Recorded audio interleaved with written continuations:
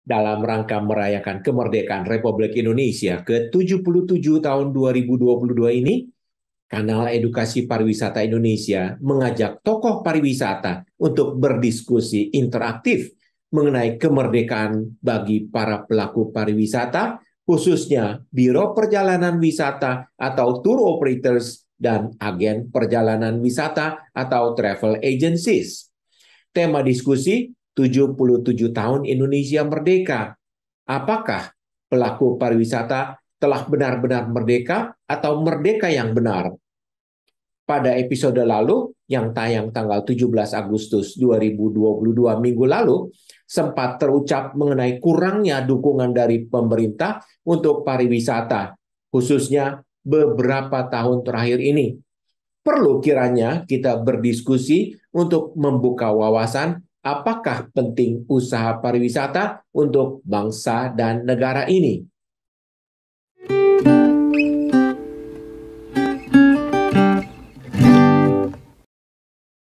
Pada episode ini, hadir bersama kita Ibu Herna P. Danuningrat, tokoh senior pariwisata Indonesia yang telah malang melintang di bisnis pariwisata, mulai dari penjualan tiketing hingga bersama almarhum Pak Menteri Ardika dan Pak Sapta Nirwandar memajukan pariwisata Indonesia, membuka jalan bagi masuknya wisatawan dari Timur Tengah ke Indonesia.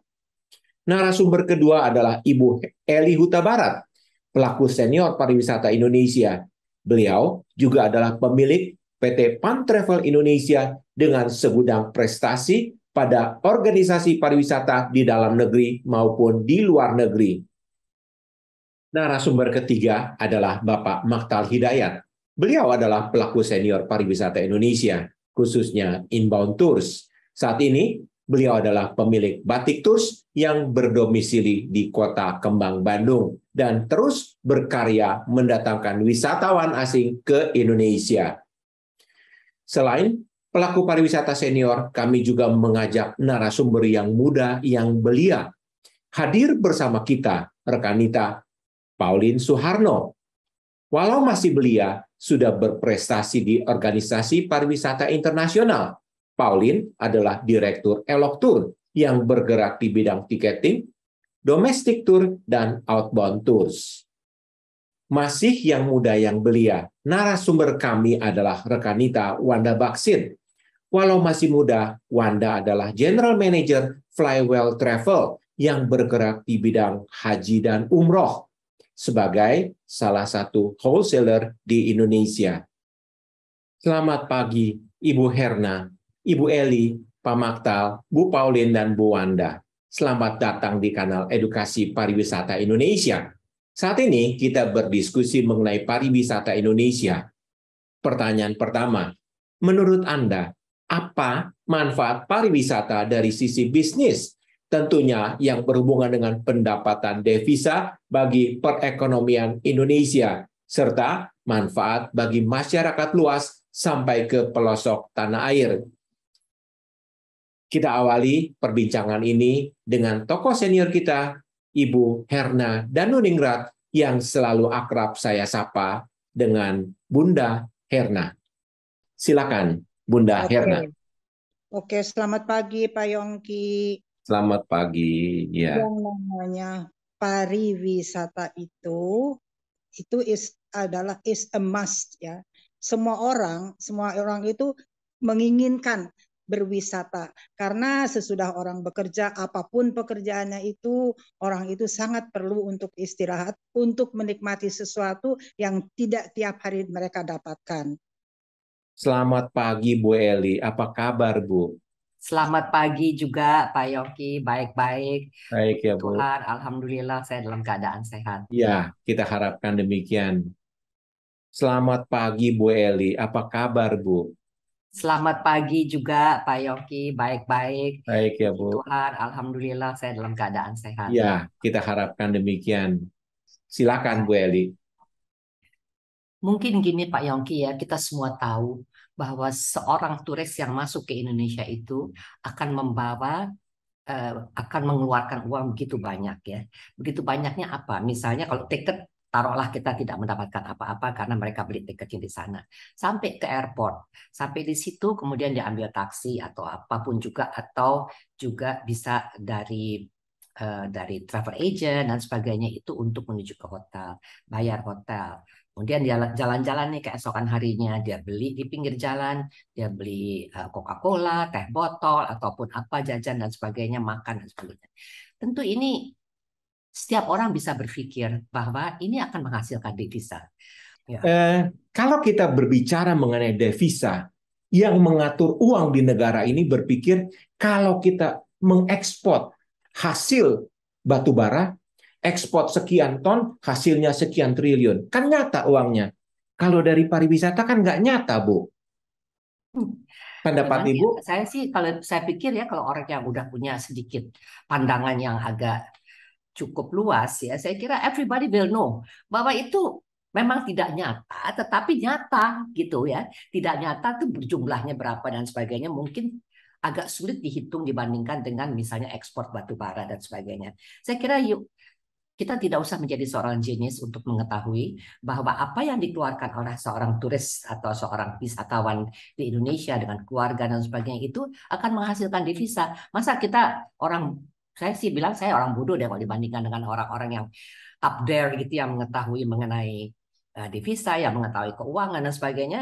Saya tuh adalah seorang yang sama sekali tidak mengetahui, tapi saya tahu bahwa itu akan menghasilkan divisa yang luar biasa. Oke, Ya. Bu. Satu orang, Maaf, saya minta contoh eksakta, Bu. Apa dampaknya? Ada pariwisata, datanya kok ada, misalnya bukan, ya, maksud saya datanya. gini, contoh eksaktanya, misalkan ada pariwisata, masyarakat bagaimana, tidak ada pariwisata, masyarakat bagaimana? Silakan, Bu Eli. Oke, baik ya, seperti kita lihat contoh-contoh yang sangat amat nyata itu pada waktu bom Bali. Saya ingat sekali pada waktu itu saya sama kami dengan Pak Ardike almarhum itu sampai pergi ke luar negeri untuk berkunjung kepada beberapa kantor-kantor menteri wisata, pariwisata di Inggris, di Prancis dan sebagainya untuk menyatakan bahwa kita nih sudah aman ya, tentu ada bom dan sebagainya itu. Artinya apa? Artinya itu sangat memukul perekonomian di Bali terutama ya. Orang tuh takut datang ke sana sampai anak-anak nggak bisa sekolah, kemudian orang-orang tuanya juga dikeluarkan dari hotel-hotel karena sama sekali tidak ada pemasukan untuk mereka. Ya, makanya saya bilang Anda tidak usah menjadi seorang jenius untuk mengetahui bahwa aktivitas kepariwisatanya itu sangat memberikan kesejahteraan kepada seluruh lapisan masyarakat. Dari mulai yang punya hotel sampai si tukang di pinggir jalan yang jual souvenir, yang jual minuman dan sebagainya itu. Baik. Oke, Bu. Nggak usah terangin ya, Pak. Saya sudah bisa tangkap. Kira-kira simply Ibu mengatakan bahwa pariwisata mendatangkan devisa buat negara kita juga bermanfaat untuk masyarakat luas. Kira-kira demikian, Bu Eli. Betul, dari segala lapisan masyarakat ya. Selamat pagi, Pak Maktal. Apa kabar, Pak? Mudah-mudahan dalam keadaan sehat walafiat. Alhamdulillah, Pak Yongki. Saya sehat. Alhamdulillah masih bisa beraktivitas seperti ini. Kemudian yang kedua, walaupun kita dalam segala macam kekurangan, tetapi semangat untuk menjual pariwisata Indonesia tetap semangat saya terus-terusan untuk ini. Silakan, Pak Maktal. Dari sisi pariwisata, justru saya melihat bahwa pariwisata ini adalah salah satu kegiatan yang bisa mendapatkan uang langsung dari wisatawan, walaupun tidak secara cash kepada mereka, tetapi lewat, karena kami adalah para inbound tour operator, itu kan berhubungan dengan agent. Agent dari luar itu kan mengirimnya kepada kami. Kemudian begitu mereka mulai melakukan operasi di Indonesia, kami harus mendistribusikan, membayar semua kewajiban-kewajiban kami kepada hotel, kepada restoran, kepada guide, kepada transport, dan notabene untuk masyarakat, wisatawan setiap datang ke suatu daerah kan tidak hanya melulu untuk melihat atau berfoto-foto ria saja, tetapi mereka juga kadang-kala mereka melakukan belanja, shopping kepada di sekitar mereka, dan ini membawa dampak yang sangat positif untuk masyarakat secara langsung. Baik, Pak. Kalau kita berbicara mengenai devisa, Kalau di pariwisata kan tidak kelihatan, Pak. Bagaimana Bapak menjelaskan bahwa memang pariwisata ini menghasilkan devisa? Saya melihat dari sisi tour operator, inbound tour operator. Mereka yang tadi saya jelaskan bahwa agent dari katakanlah dari Belanda atau dari Poland, mereka kan mengirimkan ke rekeningnya perusahaan saya. Saya punya kewajiban berikutnya adalah membayar hotel, membayar transport, membayar guide, membayar macam-macam yang harus saya bayarkan kepada mereka yang tunai. Yang di luar itu yang tidak termasuk di dalam harga paket, ini yang mungkin mereka wisatawan akan berbelanja langsung. Nah, ini yang langsung diterima oleh masyarakat. Oke. Nah, itu, Pak. Nah, Pak Maktal katakan tadi berdampak bagi masyarakat luas. Bisa nggak sih Pak memberikan contoh yang sangat nyata kalau seandainya tidak ada pariwisata, ekonomi tidak bergulir? Sebagai salah satu contoh mengenai, kalau saya kebetulan di Jawa Barat, highlight-nya pada saat itu, pada waktu saya banyak di lapangan, highlight untuk Jawa Barat, khususnya Bandung, adalah mengunjungi Tangkuban Perahu dan Ciater. Itu local guide yang ada di sana kan tidak termasuk di dalam sebagai perusahaan. Tetapi setiap wisatawan yang turun mau ke kawah harus didampingi oleh local guide. 5 orang wisatawan, 1 local guide. Dan mereka ini kan menerima langsung pembayaran dari kita. Kemudian yang kedua, souvenir. Mereka yang diajarkan hanya pecahan-pecahan dari batu-batu yang ada di kawah, itu yang selalu mereka tawarkan. Itu menjadi, menurut saya, sangat berguna buat mereka lah, untuk kehidupan kecil, tapi kalau mereka setiap hari bergelut dengan kegiatan itu, tentu membuat mereka juga bermanfaat untuk kehidupan dan kehidupan dan keluarganya. Itu aja, Pak. Oke, jadi singkat Pak Maktal katakan bahwa tanpa pariwisata perekonomian rakyat terganggu. Pasti terganggu.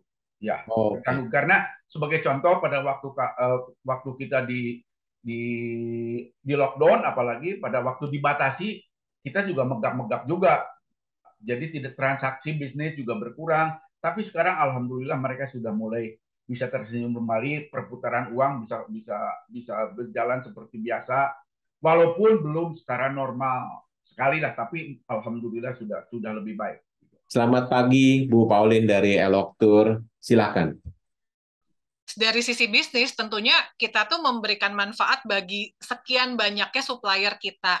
Dari pengusaha hotel, pengusaha transport, baik itu transportasi laut, darat, dan juga udara. Lalu juga supir-supir transport, kemudian juga pemandu wisata, pimpinan perjalanan, restoran, souvenir, dan sebagainya. Jadi kita tuh lebih kayak memaketkan segala sesuatunya, kita tuh memberikan manfaat banyak lah buat semua orang. Pastinya akan terjadi multiplier effect. Ya, kalau kita berbicara mengenai devisa, apa manfaat devisa bagi pariwisata? Kita ini yang jualan loh kemana-mana ya. Jadi kalau devisa pastinya kan kita yang di garda terdepan yang mempromosikan pariwisata Indonesia. Kalau selama ini dilihat siapa sih yang memperkenalkan Indonesia tuh kepada teman-teman travel agent luar negeri yang punya network itu kan teman-teman travel agent. Teman-teman travel agent dari Indonesia, mereka di garda terdepan, mereka ikut promosi, ikut pameran di mana-mana, dan tentunya dengan memperkenalkan Indonesia, kita ini travel agent yang tahu nih si konsumen itu maunya milih apa sih? Destinasi mana sih yang Ini cocok? menarik. Saya tunda karena ini berhubungan dengan pertanyaan yang nomor 2. Sementara pertanyaan yang pertama, kira-kira gini, apakah semua orang tahu? Apakah semua pejabat tahu bahwa pariwisata itu menghasilkan devisa? Kalau pariwisata kan nggak ketahuan. Bagaimana kita mengetahui bahwa itu ada devisa untuk Indonesia? Nah, sepertinya memang dari pemerintah tuh nggak kelihatan karena komponennya kecil-kecil. Travel agent ngitungnya sendiri, perhotelan ngitungnya sendiri, dari pesawat, airlines ngitungnya sendiri kan. Padahal kalau itu digabungkan, multiplier effect itu kan banyak. Jadi mungkin nggak kelihatan besar ya karena seperintil-seperintil, masing-masing komponen dihitung sendiri. Tapi kan sebetulnya pemerintah juga melihat potensi pariwisata Indonesia itu luar biasa dan potensi devisanya itu katanya salah lima terbesar ya potensi devisa Oke. untuk Indonesia. Mungkin bisa berikan contoh yang sangat nyata. Kalau pariwisata tidak ada, kalau wisatawan tidak datang, dampak yang terburuk. Mungkin ada satu contoh yang menarik. Kita udah lihat ya berapa kali terjadi kan di Bali aja. Bali itu kan udah dibilang katanya pulau terindah termasuk dalam satu dari destinasi wisata yang dicari-cari selama ini oleh wisatawan dari seluruh dunia. Ketika terjadi bombing waktu itu, kemudian terjadinya COVID, kita lihat bagaimana masyarakat di Bali suffer karena mereka begitu menggantungkan hidupnya, begitu menggantungkan penghasilannya dari pariwisata. Oke, artinya ini juga terjadi untuk Komodo. Ini juga terjadi untuk Labuan Bajo. Kita Yang pending lagi heboh. cerita mengenai Labuan Bajo. Terima kasih. Selamat pagi dengan Wanda Baksin dari Flywell Travel. Silakan, Wanda. Oke, kalau menurut saya manfaat pariwisata tentunya sangat besar ya Pak bagi menjadi salah satu sumber devisa negara kita. Karena pariwisata itu kan memang mendorong pertumbuhan ekonomi nasional juga. Oke. Karena Saya tanya, Wanda katakan dengan devisa. Devisa artinya adalah uang masuk. Lah kalau di pariwisata kan pemerintah tidak melihat berapa hasil dari pariwisata itu. Pendapat Anda? Mungkin memang secara abstrak angkanya kita nggak bisa tahu berapa devisa dari pariwisata dari orang yang datang, mungkin kita nggak bisa tahu berapa triliun, nggak tahu gitu. Tapi sesuatu yang bisa kita lihat secara nyata ini buktinya pada waktu kemarin kita COVID kan tidak ada orang yang masuk keluar gitu. Itu pariwisata kita kan terkena dampak yang paling besar dan itu kita bisa melihat bahwa benar-benar sangat ngaruh ya Pak. Apalagi kayak contohnya pas waktu itu di Bali gitu kan. Di Bali banyak hotel tutup, banyak orang pengangguran, banyak yang biasanya jadi driver atau local tour guide itu semuanya jadi menganggur gitu kan Pak. Berarti kan itu sebenarnya amat sangat berpengaruh gitu. Memang nggak kelihatan angkanya berapa, tapi kan kalau kemarin itu udah kelihatan banget, sangat-sangat berdampak. Oke, jadi artinya menurut Anda pariwisata itu penting untuk kemajuan satu bangsa dan negara? Sangat penting karena pembangunan itu juga karena pariwisata itu juga kan nanti berpengaruh di akhirnya meningkatkan pendapatan masyarakat tadi yang saya bilang dan juga meningkatkan kesejahteraan masyarakatnya bukan hanya di wilayah itu aja tapi secara nasional gitu Pak. Oke, jadi ada siapa yang salah kalau orang tidak mengetahui manfaat pariwisata ini? Mungkin orang tersebut kurang informasi, mungkin dia tidak up to date dengan keadaan yang sekarang terjadi di luaran bagaimana. Mungkin dia hanya mendapatkan informasi dari sumber yang salah gitu, Pak. Oke, terima kasih banyak pandangan mengenai pariwisata oleh generasi milenial. Sama-sama Pak Yongki. Terima kasih ulasannya dengan tanggapan yang bervariasi. Tetapi kesimpulannya satu, pariwisata itu penting dan menghasilkan devisa. Kita masuk ke pertanyaan kedua. Sejak era Menteri Pariwisata Arif Yahya mengacu pemikiran bahwa pariwisata dapat dilakukan dengan digitalisasi. Itulah salah satu alasan OTA, notabene asing, marak beredar di Indonesia dan saya tidak atau belum mengetahui apakah mereka mengikuti aturan perpajakan di Indonesia. Menurut Anda, apakah benar OTA itu segalanya untuk pariwisata? Jadi, bisnis OTA adalah tujuan, atau sesungguhnya OTA itu adalah alat? Mari kita awali mendengar pendapat dari Ibu Eli Huta Barat. Silakan Bu Eli. Nah, kalau ini saya definite akan menjawab Anda. Digitalisasi kita bedakan dengan OTA ya. Ya. Oke, OTA itu adalah suatu alat untuk pembelian dan sebagainya itu. Dan digitalisasi adalah alat untuk banyak hal. Misalnya mengetahui informasi mengenai suatu daerah tujuan wisata, mengenai harga ini dan sebagainya itu. Digitalisasi itu kita perlukan untuk memberikan informasi yang lebih mudah kepada calon wisatawan atau kepada siapapun juga untuk mengetahui hal-hal yang akan mereka datangi atau mereka beli dan sebagainya itu. Tapi itu tidak berarti bahwa semua itu harus dibeli melalui OTA. Gitu ya. Jadi itu ada dua hal yang berbeda yang harus kita pisahkan. Ya. OTA itu adalah suatu alat untuk pembelian, seperti juga Anda bisa pergi ke travel agent atau langsung ke OTA atau apa dan lain-lainnya gitu ya. Tapi bukan berarti bahwa OTA itu adalah satu-satunya tempat untuk membeli apapun juga gitu ya. Kita tahu bahwa masih banyak orang yang menginginkan face to face dengan orang si penjual ya, dan memperoleh kemudahan apabila terjadi sesuatu. Saya bilang terus terang, saya kalau misalnya disuruh beli ke OTA, ya mungkin ini saya agak bias ya.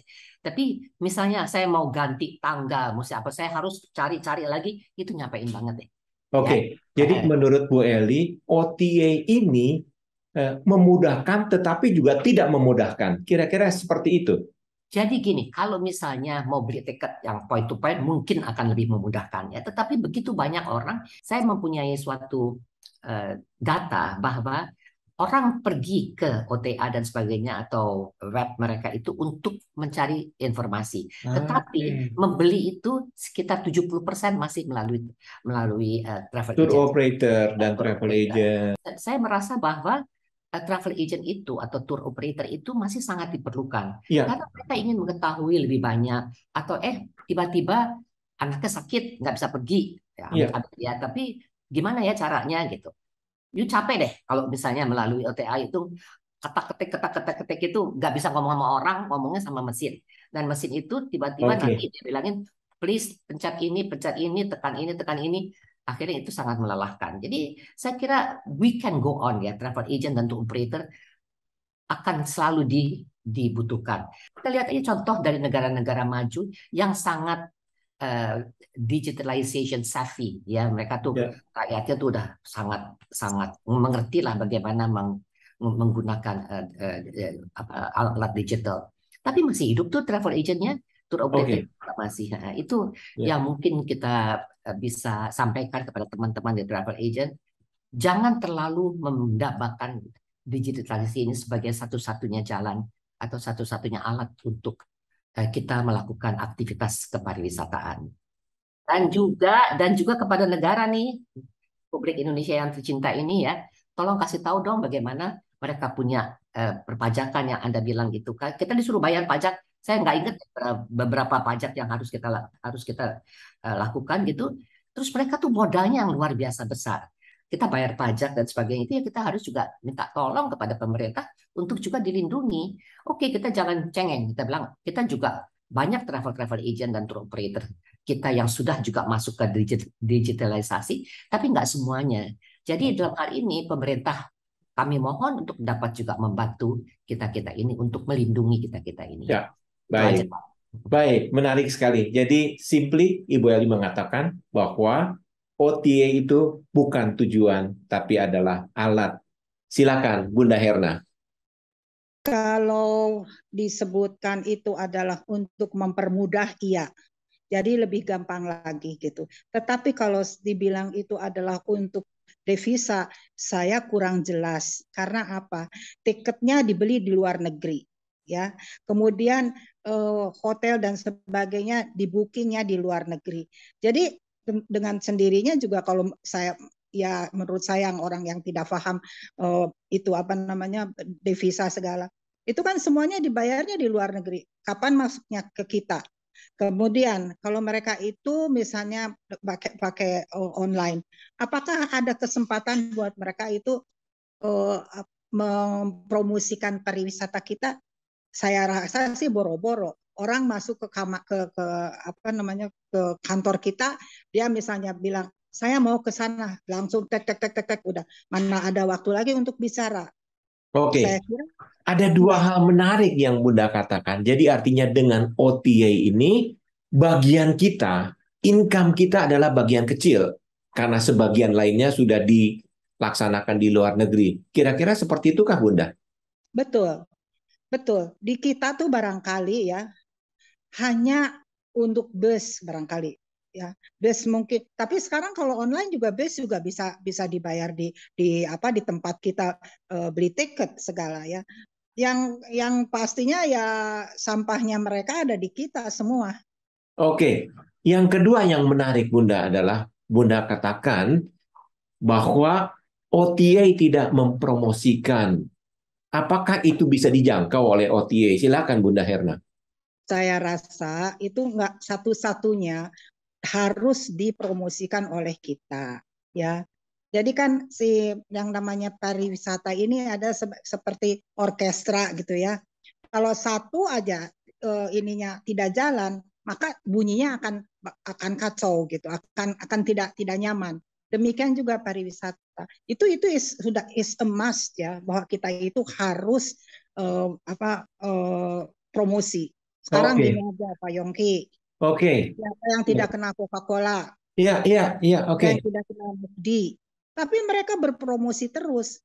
Nah, kalau kita berhenti berpromosi, itu artinya banyak yang belum tidak mengenal pariwisatanya. Kalau Iya, kita ini aja sebagai contoh yang benar-benar saya mengalami benar. Dulu pada waktu zamannya Pak Ardike, masih Pak Ardike ya. Nah, kita itu bisa sama Pak Ardike, sama Pak Sapta, karena wakilnya Pak Ardike kan Pak Sapta. Kita ceritakan bagaimana mengenai Timur Tengah ini, karena kita belum pernah berpromosi di Timur Tengah. Akhirnya beliau berdua mengatakan, oke, silahkan. Malah saya sampai ditunjuk sampai jadi ini apa namanya untuk pasar Timur Tengah. Betul, kita datang ke ATM Dubai. Nah, di situ kan lebih banyak pastinya banyaknya orang Timur Tengah. Di mana orang Timur Tengah tuh bagi apa sih Bali itu? Wah, Bali itu nggak ini. Terus mereka nggak tahu bagaimana apa bagusnya misalnya Borobudur. Nah, saya ngejualnya tidak itu tuh Borobudur itu candi yang terbesar, tidak. Saya jualnya, mari kita lihat. Yuk kita ke Borobudur. Saya kasih lihat apa yang bisa kamu apa namanya banggakan. iya. Udah saya bawa, saya naik ke Borobudur tingkat 4 atau tingkat 5 itu subuh, sebelum subuh. Bawa ke sana, kemudian saya bilang, now sekarang duduk diam saja, jangan ngomong apa-apa, lihat. Tiba-tiba burung bunyi ya, karena itu mau subuh kan. Sesudah itu matahari mau muncul. Nah, kemudian di situ azan subuh. Disitulah pariwisata itu yang kenanya gitu. Artinya mereka tidak melihat Candi Borobudurnya, tapi mereka melihat sesuatu yang touching. Iya, iya. Pariwisata itu harus touching, Oke. harus bisa apa membuat kita bahagia, terus melihatnya bagus dan sebagainya. Nah itu kalau kita tidak berpromosi, sepertinya pada waktu itu saya tidak ngajak mereka pergi ke sana dan memperlihatkan bagaimana ciptaan Tuhan itu yang begitu hebatnya, and they feel it gitu. Ya, Nah itu oke. harusnya demikian gitu loh. Jadi artinya menurut Bunda Herna, sampai saat sekarang di era digitalisasi, personal touch dari tour operator berpromosi, memperkenalkan destinasi masih sangat diperlukan. Ya, kan pariwisata itu harus touching ya. Jadi tidak hanya dilihat saja, tetapi harus dirasakan. Dirasakan itu dengan apa? Ya dengan kita harus datang ke tempatnya, terus kita melihat dan kita oh Masya Allah ini kok bagus sekali dan sebagainya. Nah tapi kalau misalnya kita tidak berpromosi, itu dari mana taunya? Kan kalau orang bicara beda kan dengan mesin yang bicara. Silakan Pak Maktal. Saya melihat bahwa OTA ini nih alat ya Pak, alat. Nah ini yang mungkin menurut saya bahwa memang dengan digital ini mempermudah orang untuk melakukan perjalanan. Tetapi saya satu sisi bahwa tidak semua wisatawan ini akan melakukan hal seperti itu. Kalau yang bebas dulu zaman-zaman saya dengan segenerasi dengan Bondan, mungkin orang yang itu menghipis katanya, itu yang jalan-jalan pakai baju compang. Tapi sekarang mereka juga banyak dari orang-orang yang bekerja tapi mungkin keuangannya terbatas, mereka melakukan begitu. Tapi untuk objek-objek yang akan mereka kunjungi, mereka tetap berkonsultasi dengan kita untuk menanyakan, if I want to visit this attraction, bagaimana? Kita bisa menawarkan kepada mereka. Nah, inilah yang mungkin bisa ditawarkan. Jadi buat tidak seluruhnya untuk yang mereka online, mereka bisa. Tetapi kan mereka untuk yang objek yang Indonesia ini sangat kaya raya sekali, objeknya juga tidak seluruhnya bahwa itu dapat dengan mudah dicapai. Tapi mereka sangat menarik. Contoh, Raja Ampat kan tidak mudah. Kemudian Tanjung Puting tidak mudah untuk tapi pasti mereka menanyakan kepada kita, ini kalau saya pengen ke sini gimana? Kalau ini pengen ke sini gimana? Ini yang portionnya untuk kita. Hanya sekarang dari pihak kita pintar-pintarnya mempergunakan teknologi digital ini untuk promosi. Nah, inilah yang buat saya saat ini bahwa rasanya dengan ada era digital ini mempermudah tetapi juga mempersulit. Nah, itulah Pak. Jadi artinya Pak Maktal mengatakan bahwa OTA itu belum memberikan edukasi dan memasarkan destinasi. Tetap harus tur operator yang memberikan edukasi, pengenalan destinasi dan memasarkannya. Betul, betul. Bu Pauline, menarik sekali. Silakan. Kalau buat travel agent sudah pasti OTA itu adalah kompetitor. Tapi kalau dari sisi Kementerian Pariwisata dan Ekonomi Kreatif Republik Indonesia, mereka mungkin menganggap dengan adanya OTA ini pemasaran marketing Indonesia akan lebih menjangkau sekian banyaknya orang dibandingkan dengan konvensional atau brick and mortar travel agents. Balik lagi, OTA ini kan ada yang dari dalam negeri, ada juga investment dari luar negeri. Nah, betul seperti Pak Yongki bilang, apakah memang dari sisi perpajakan itu sudah benar atau belum? Karena waktu itu kan dibilang harus semuanya terdaftar di Kominfo ya.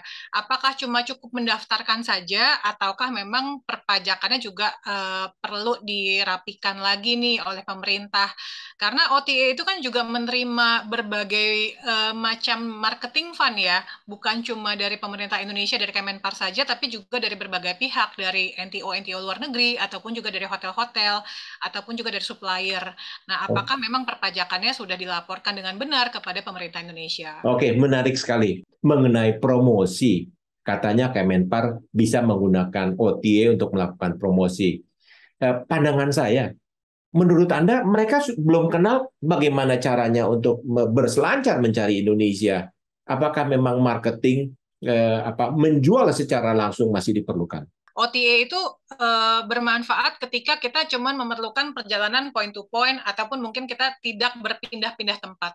Sementara tadi seperti Pak Yongki bilang, orang Maroko atau Lituania ketika mereka ke Indonesia, nggak mungkin mereka cuma stay only in Jakarta atau only in Bandung atau only in Bali atau Jogja. Mereka kan juga perlu paket perjalanan, paket wisata yang itinerary-nya itu perlu nih dibantu oleh si travel konsultan, perlu konsultasi dengan manusia di travel agent. Apalagi pemerintah sekarang kan sedang menggalakkan desa wisata katanya. Nah, apakah dari si OTA itu bisa menyarankan kepada mereka untuk pada wisatawan, calon wisatawan, untuk berkunjung ke desa wisata mana sih yang cocok nih buat si customer ini, atau atraksi apa sih yang cocok buat customer di level ini, atau untuk market yang mana yang cocok nih, mesti perginya kemana destinasinya. Misalkan contoh, ada desa wisata Werebo NTT. Kalau orang-orang muda ke desa wisata Werebo pasti masih sanggup disuruh trekking 4 jam. Tapi kalau orang-orang tua, wisatawan yang senior citizen udah pasti nggak mampu. Tapi ketika mereka melihat OTA, melihat pemasarannya begitu bagus, oh iya desa Werebo bagus banget loh, itu keren banget, luar biasa indahnya di NTT. Mereka mungkin langsung aja, oh iya beli paket wisata paket desa wisata Werebo tanpa memikirkan how to get there, how to go there. Nah, ini pentingnya ada manusia-manusia travel consultant itu yang berkomunikasi dengan calon wisatawan supaya penjelasannya jelas, tahu apa yang harus dikerjakan, apa yang harus dipromosikan kepada si calon wisatawan tersebut. Oke, jadi menurut Anda promosi pariwisata yang dilakukan oleh tour operator secara langsung menuju marketnya adalah sangat diperlukan untuk memajukan pariwisata Indonesia. Dan jauh lebih tepat sasaran. Oke, terima kasih. Rekan Wanda, silakan.